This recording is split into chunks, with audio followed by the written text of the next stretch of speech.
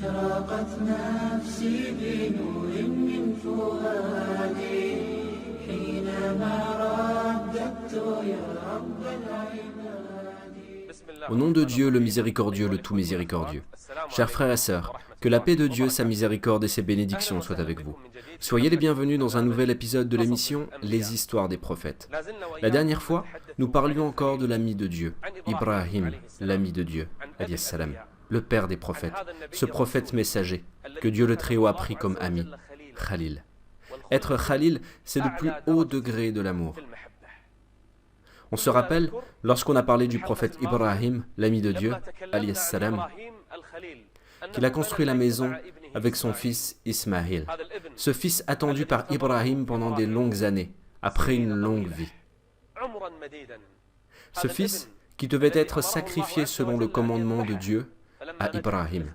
Mais quand cet enfant a réussi cette épreuve, Dieu le Très-Haut l'a sauvé. Ce fils à qui Ibrahim alayhi salam a dit que Dieu lui a demandé de construire une maison pour que Ismaïl l'aide.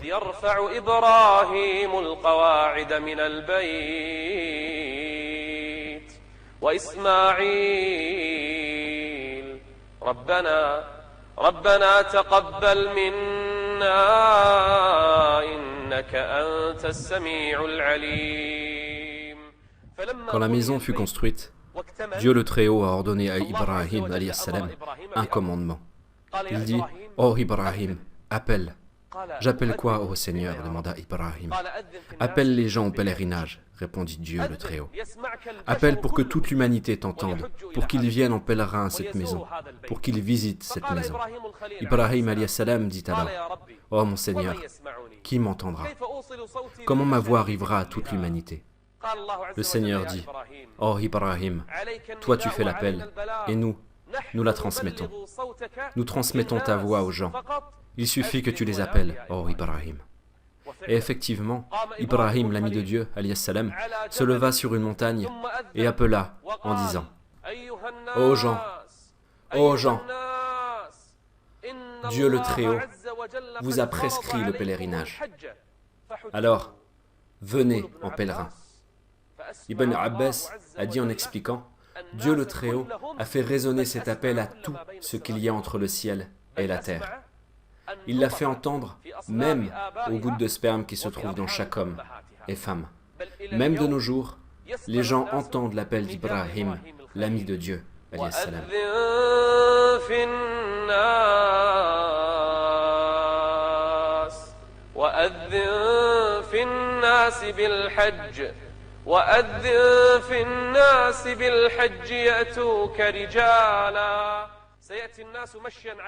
Les gens viendront à pied,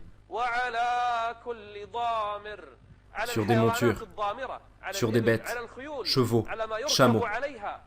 Ils viendront en se dirigeant vers la maison sacrée de Dieu. Oh Ibrahim, appelle, et la réponse viendra de Dieu le Très-Haut.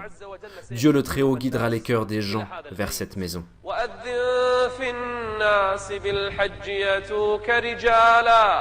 وعلى كل ضامر يأتين من كل فج عميق ليشهدوا منافع لهم ويذكروا اسم الله. Jusqu'à nos jours, les gens répondent à l'appel d'Ibrahim, alayhi salam, l'ami de Dieu.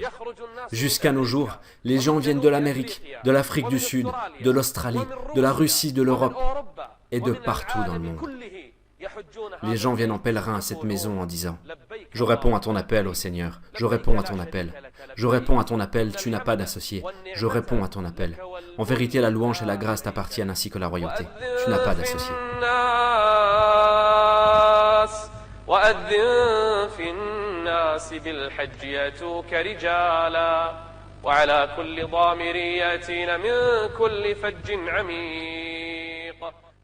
Voilà les gens qui suivent la religion d'Ibrahim, alayhi salam, l'ami de Dieu.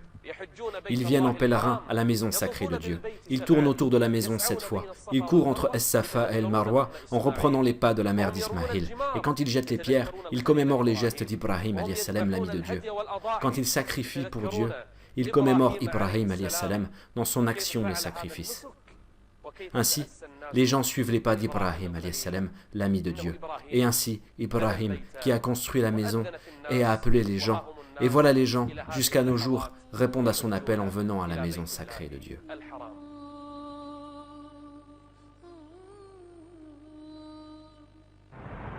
قصص نور قصص قصص نور قصص حكمة وصبر. Ibrahim, alayhi salam, l'ami de Dieu, voyageait entre la Palestine et la Mecque. En Palestine, il y a sa femme Sarah et son fils Ishaq. Et à la Mecque, il y a Hajar et son fils Ismaïl. Ils voyageaient entre les deux. Ibrahim, alayhi salam, l'ami de Dieu, prenait soin de ses deux épouses et de ses deux fils. Il était le plus juste avec eux. Un jour, Ibrahim, alayhi salam, a fait à son Seigneur une demande. Cette demande était étrange. Ibrahim, alayhi salam, était l'ami de Dieu. Il a dit, « Oh Seigneur, montre-moi comment tu ressuscites les morts. » Il n'a pas demandé à son Seigneur s'il ressuscite les morts ou non, car il croit en ça. Mais il a voulu voir comment. Nous croyons tous en ça. Chaque croyant a foi en Dieu le Très-Haut, qu'il ressuscite les morts. Et Ibrahim, alayhi salam, est un des prophètes de Dieu. Et pas n'importe quel prophète, il est l'ami du miséricordieux. Mais il a demandé à son Seigneur qu'il voie cela de ses yeux.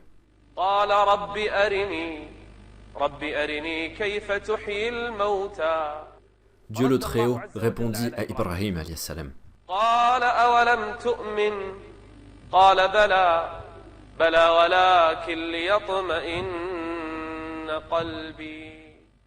Non, mon Seigneur, je crois et j'en suis certain, mais je veux voir comment tu ressuscites les morts. Ce qu'Ibrahim voulait, c'était pour renforcer sa foi et rassurer son cœur. Il est croyant, mais il veut que son cœur soit rassuré. La science est faite de degrés et la foi est faite de degrés. Ibrahim, alayhi salam, l'ami de Dieu, veut le plus haut degré de la foi.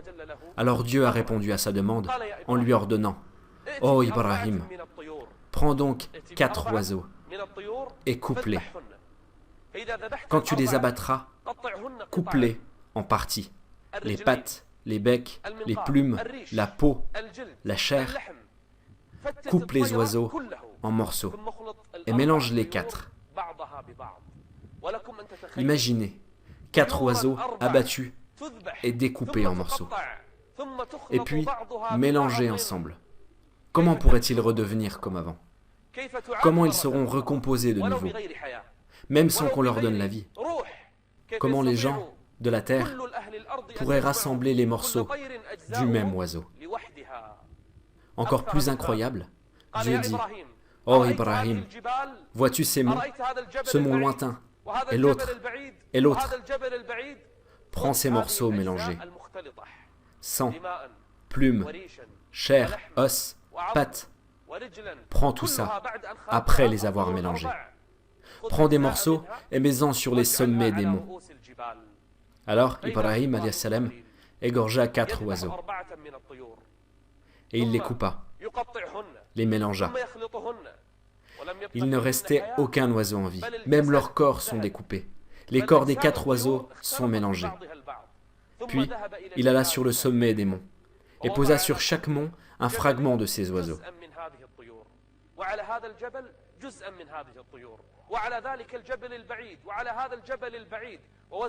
Et il répartit les fragments sur différents monts. Puis, Dieu le Très-Haut dit à Ibrahim, « Appelle-les, ô Ibrahim. »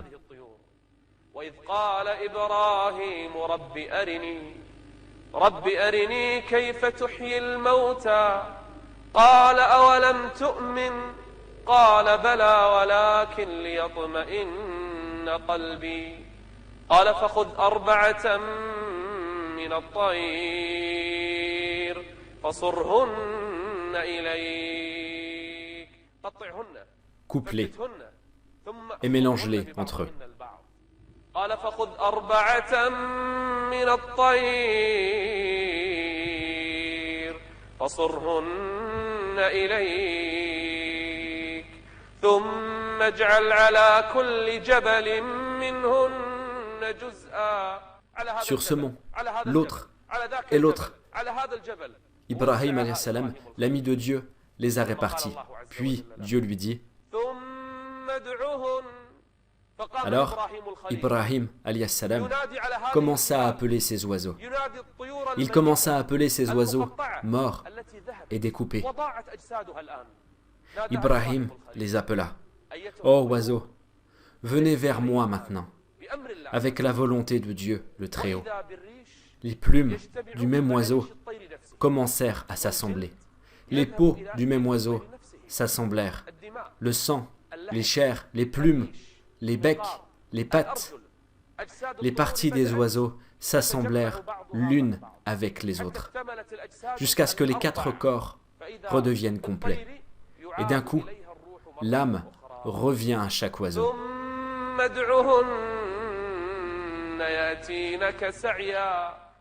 Et les oiseaux volèrent et vinrent vers Ibrahim alayhi salam. Les 4 oiseaux avec des corps complets. L'âme y a été soufflée de nouveau. Ils volent de nouveau et ils sont revenus vers Ibrahim alayhi salam. Ô Seigneur, quel miracle que Dieu a montré à Ibrahim alayhi salam.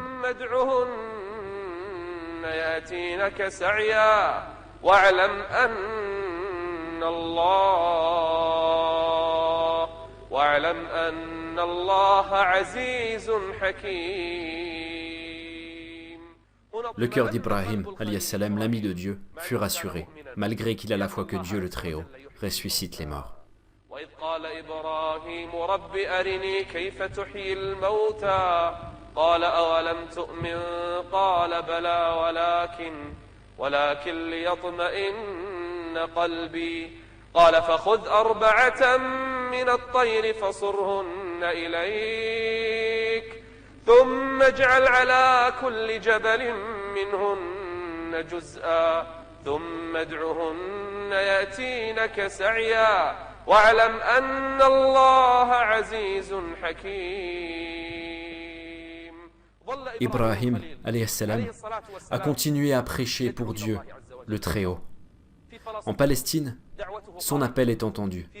À la Mecque, il appelait aussi pour Dieu. Il appelait cette tribu arabe qui a habité la Mecque. Il leur a montré la religion de Dieu, attesté l'unicité de Dieu, le Très-Haut, jusqu'à ce qu'il ait vieilli. Et le moment de la mort est venu. La mort de qui?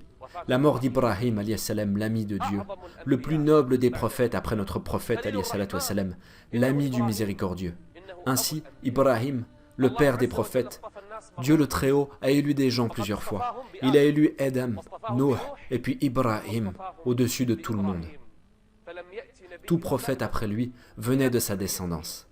ولقد أرسلنا نوحا وإبراهيم وجعلنا في ذريتهما النبوة والكتاب. Quand Dieu a rappelé chez lui Ibrahim alayhi salam, il l'a mis à côté du El-Bayt el-Ma'amour, la maison peuplée. Comme la Kaaba fut construite sur terre, Dieu a fait une autre Kaaba au ciel. Dieu l'a appelé El-Bayt el-Ma'amour, où les anges viennent en pèlerin chaque jour. Chaque jour, 70 000 nouveaux anges tournent autour de cette maison, et ces anges n'y reviennent plus. Ibrahim alayhi salam, il a le dos au mur de cette maison, par noblesse envers lui. Comme il a construit la maison sur terre, Dieu l'a fait à côté de la maison au ciel. Chaque enfant des gens de la foi qui meurt, ils vont à côté d'Ibrahim, jusqu'à ce que leur suprême arrive. Et voilà une nouvelle page des prophètes qui fut tournée. Ainsi Ibrahim alayhi salam, l'ami de Dieu.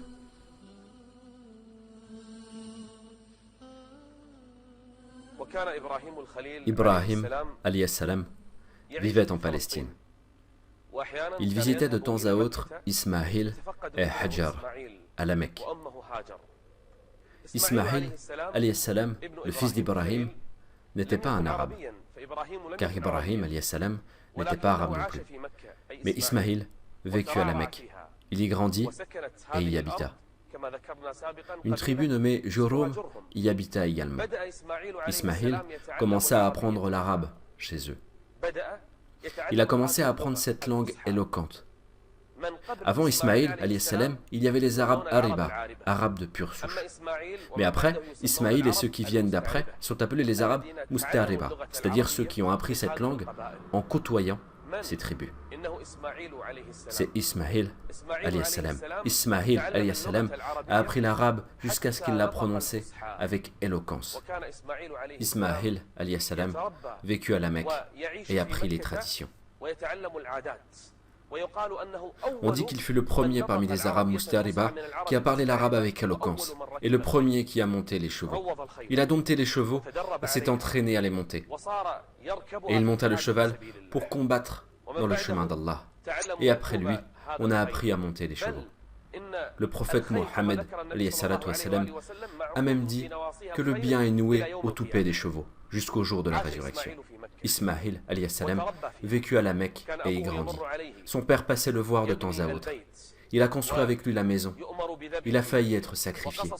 Et d'autres histoires se sont passées entre Ismaïl et son père, jusqu'à ce qu'il s'est marié avec une femme de la tribu Jurhum. Certains disent de la tribu El Amalik. Ismaïl s'est marié. Parmi ses caractéristiques, il tenait sa parole. S'il promettait quelque chose à quelqu'un, n'importe qui, il tenait sa parole.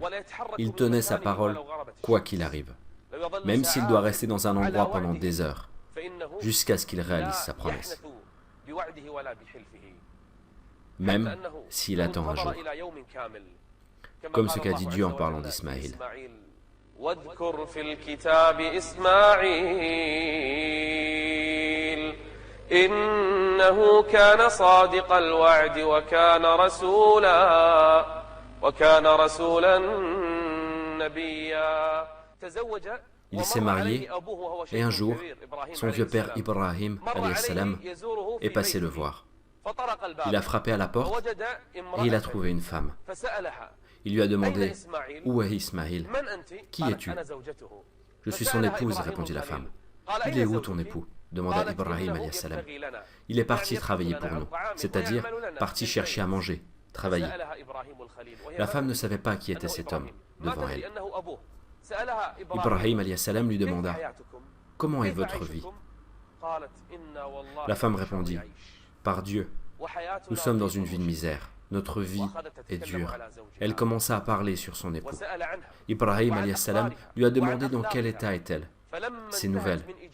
Quand elle a fini de répondre, Ibrahim alayhi salam lui dit « Quand votre époux reviendra, donnez-lui mon salut et dites-lui « Change le seuil de ta porte. » Elle n'a pas compris ce qu'Ibrahim a voulu dire. Puis, Ibrahim, l'ami de Dieu, est reparti chez lui en Palestine. Quand Ismaïl est rentré, son épouse lui a dit qu'un homme est venu demander les nouvelles de lui et d'elle. Comment était-il demanda Ismaïl. Après que la femme l'ait décrit, Ismaïl a su que c'était son père. Elle lui dit qu'il lui passe le salut. Ismaïl retourna ce salut. Puis elle dit, « L'homme te demande de changer le seuil de ta porte. » Alors Ismaïl alayhi salam comprit que son père lui ordonne de divorcer de cette femme, car ce n'est pas une femme pieuse. Ismaïl divorça, et après un temps, il épousa une autre femme. Un autre jour, Ibrahim alayhi salam est passé voir son fils à la Mecque. Ibrahim salua la femme et lui demanda « Qui es-tu » ?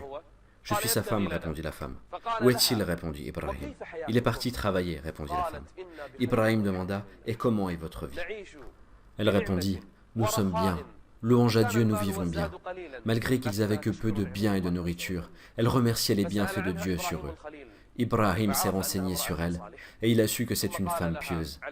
Et il, alayhi salam, lui dit « Quand ton époux revient, dis-lui que Fulan ibn Fulan lui passe le salut. Et dis-lui aussi,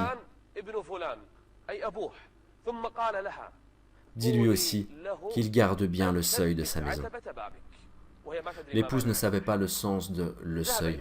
Puis Ibrahim, l'ami de Dieu, est reparti. Quand Ismaïl est revenu, sa femme lui a dit qu'un homme nommé Fulan est venu demander de ses nouvelles. « C'est mon père, dit Ismaïl. Il te passe le salut, dit la femme. Ismaïl retourne à ce salut. Il te dit de garder bien le seuil de ta porte, dit la femme. Ismaïl dit alors, il veut que je reste avec toi et que tu restes avec moi. Ismaïl alayhi salam vécut à la Mecque. Il était un prophète arabe mustarib. Et ceux qui sont venus après lui apprirent l'arabe de lui. Il est l'ancêtre de notre prophète Mohammed alayhi salam. Et il commandait à sa famille la prière et la zakat. Et il était agréé auprès de son Seigneur. Dieu le Très-Haut a parlé d'Ismaïl dans le Coran et a décrit ses vertus.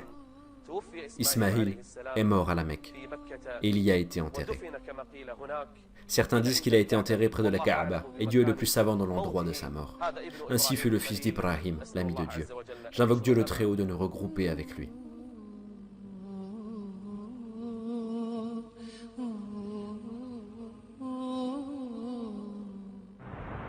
قصص نور قصص قصص نور قصص Ibrahim alayhi salam avait un fils nommé Ishaq. Ishaq alayhi salam est le demi-frère d'Ismaïl alayhi salam. La mère d'Ismaïl, c'est Hajar. Et la mère d'Ishaq, c'est Sarah, la première épouse d'Ibrahim alayhi salam. Ishaq grandit jusqu'à l'âge de 40 ans. Puis il s'est marié. Quand il s'est marié, sa femme a accouché de jumeaux, 2 garçons. Le premier fut appelé El-Haïs. Il est le père des Romains. Et le deuxième s'appelle Yaqub, car il est arrivé deuxième. Yaqub est appelé aussi Israël. Et tous les prophètes qui viennent de Yaqub sont appelés les fils d'Israël. Quand Yaqub et Esaï ont grandi, ils ont eu un différend. Leur mère a décidé d'éloigner Yaqub de son frère jumeau, pour que leur différend ne se complique pas. Alors elle l'a envoyé chez Laban, l'oncle de Yaqub à Haran, au sud de la Turquie. Yaqub resta longtemps chez son oncle Laban. Il était un berger. Il épousa la fille aînée de son oncle Léa. Puis il épousa la fille la plus jeune de son oncle, qui était la plus belle. Elle s'appelle Rahil. À leur époque, la religion permettait d'être marié avec 2 sœurs en même temps. Il s'est marié avec la première, puis la deuxième, et il y a eu 12 garçons. Ces 12 garçons sont appelés les tribus. La deuxième épouse, Rahil, la plus belle, a accouché d'un enfant très beau. Cet enfant a eu la moitié de la beauté de toute l'humanité. Il s'appelle Youssouf. Youssouf le noble, le fils du noble Yaqub, le fils du noble Ishaq, le fils du noble Ibrahim. Youssouf, fils de Yaqub, fils de Ishaq, fils de Ibrahim. Que des prophètes. L'un descend de l'autre. Rahil a accouché après Youssouf, alayhi salam, d'un garçon appelé Benyamin. C'est le frère de Youssouf, alayhi salam. Ils sont les 2 enfants de Rahil, la Benjamine de l'oncle. Yaqub alayhi salam resta 20 ans avec son oncle. Puis, il décida de revenir de nouveau au pays de son père, le pays de Canaan, qui est aussi le pays de son grand-père Ibrahim. Il décida de revenir voir son frère Al-Haïs et son père âgé Ishaq.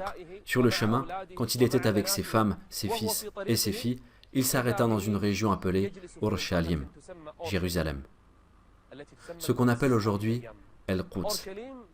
À Urushalim, donc Jérusalem, Yaqub construit une maison pour adorer Dieu le Très-Haut. C'est le temple du sanctuaire, Beit el-Maqdis, cet endroit qui est béni par Dieu, le Très-Haut. Quand Yaqub est revenu à son pays et a trouvé son frère El-Haïs, El-Haïs était content de revoir son frère après 20 ans d'absence.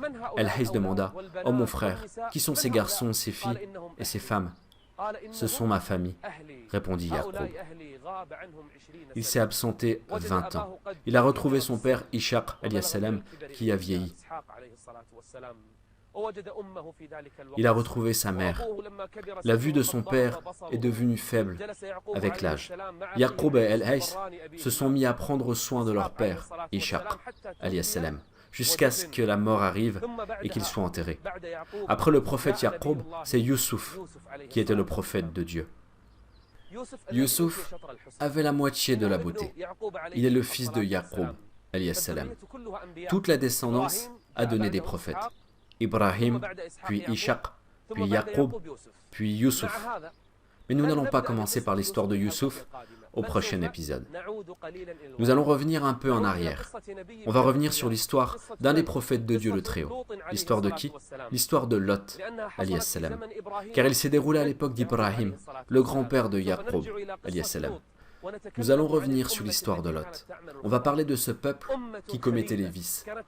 Un peuple vicieux. Il pratiquait l'homosexualité. C'était quoi l'histoire du peuple de Lot? Où ont-ils vécu?